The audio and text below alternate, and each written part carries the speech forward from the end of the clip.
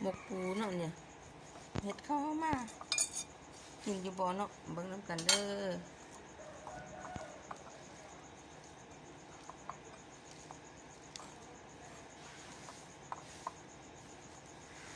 หมกนี้มันก็มากเลยบอก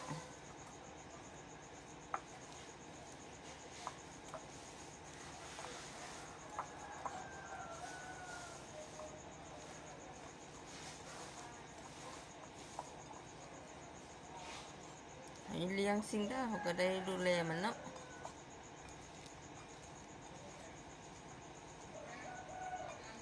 คนไม่ทั่วถ้ามันกินได้หนึ่งลองเบิ่งเนาะคันโบนั่นเราคนเอาน้ำซีอิ๊วใส่ได้หนึ่งลองให้กินจมูกมันลองเบิ่งก่อนแต่มันบางเธอสิจางๆเนาะบางคนกับข้าวบางเธออาจจะจาง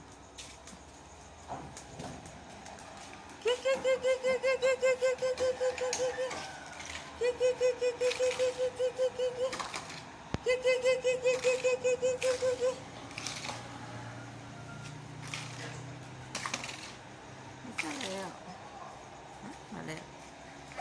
เอาเสีย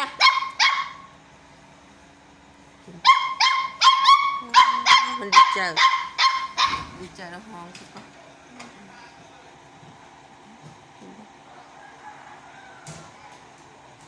กินอะไรเพิ่ม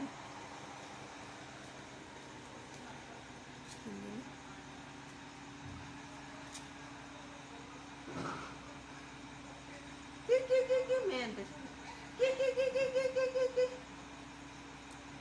แล้วกิน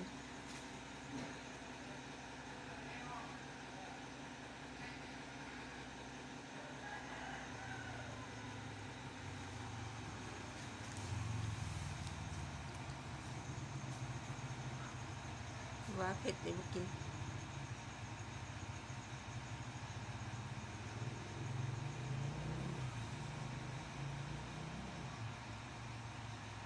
กินดียังมีเพิ่มนะยังมีเพิ่มซุปยังมีเพิ่มซุปเรากินดีขึ้น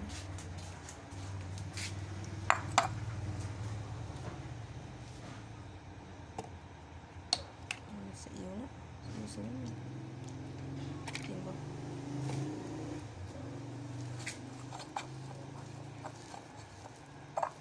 ลองเบิ่งกันว่าเอาน้ำข้นลองมันกิน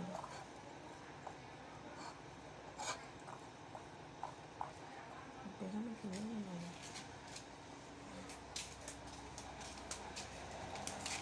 อ่ะกิ๊ก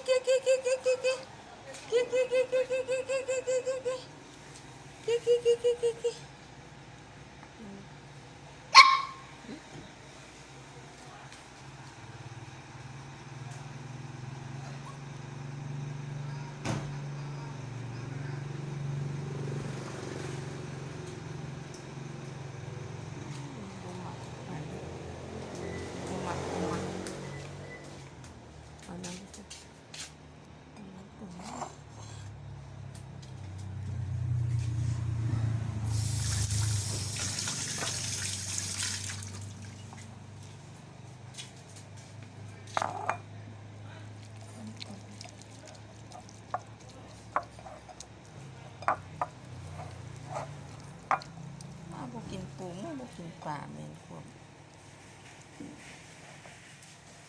มันเผ็ดไอ้มาเอาปุ่นจะนะ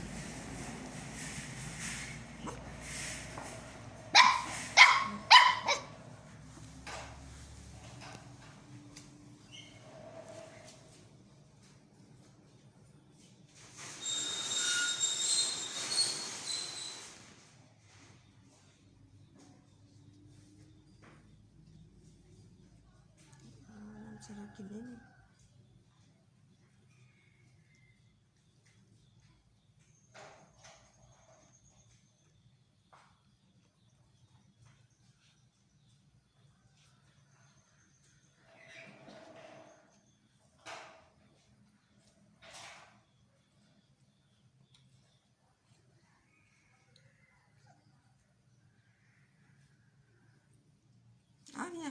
เอาไปเนี่ยเอาหมดเลยวันเราคนเอายังมาปนตื่นเนาะเขาไปหันอุ่นเลยเขาเย็นเลยมา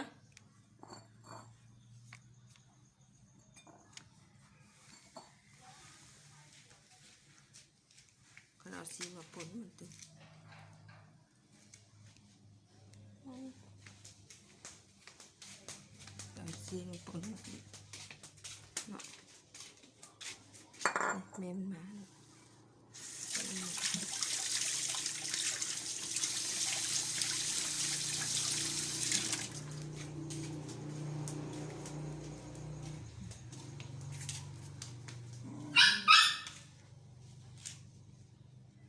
กิ๊ก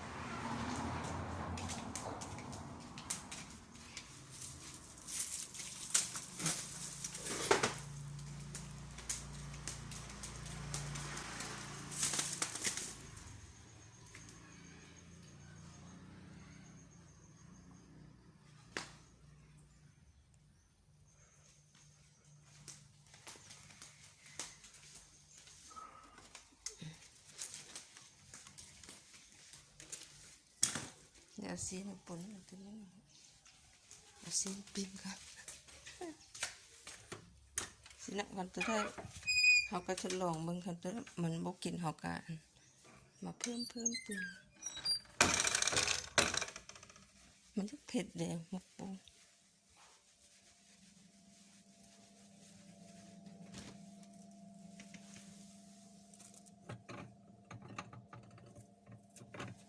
ซีปิ้ง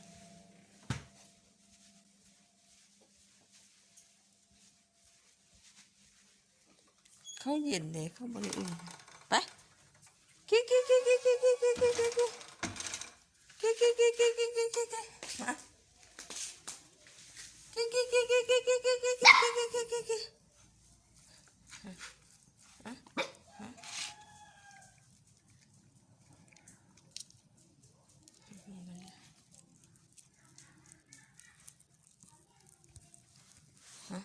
มาซีปิ้ง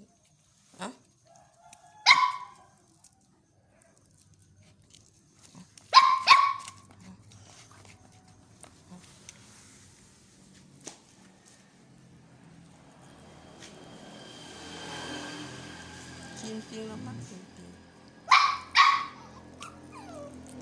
เดี๋ยว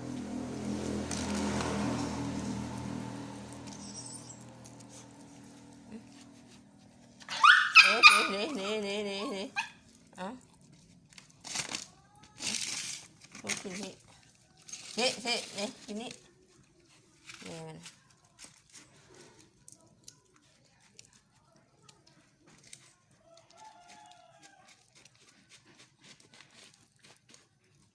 กินไม่ดีขนมจีนปิ้งนะขนาดอื่นเราโบปันได้ทดลองไล่อันเบิ้ง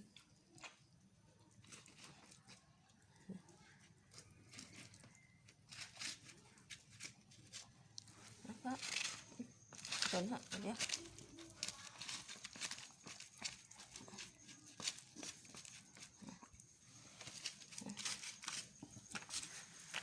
กินนี่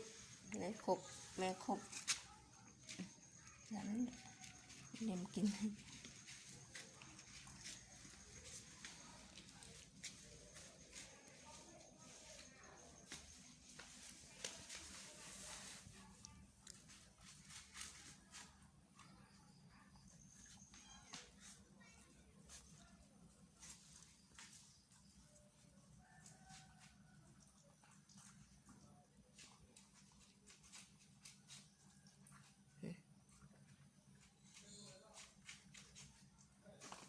บ่อุ่นเด้เขาอุ่นแต่ใส่น้ำแต่ซีอิ๊วเพิ่นก็นั่น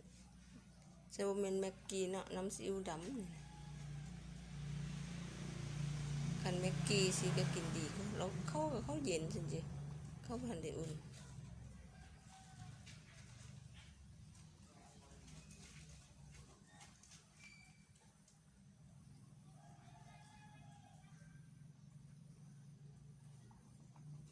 ที่ไว้หมดเด้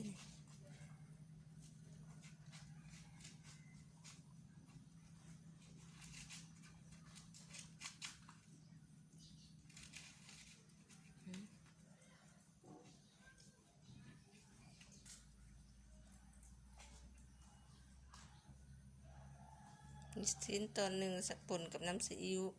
ป่นกับข้าวเจ้าหรือข้าวเหนียวเนาะน้ำป่นนิดนึงก็เรียบร้อยสูตรนะแต่อันอื่นนี่บ่ปานได้เนาะ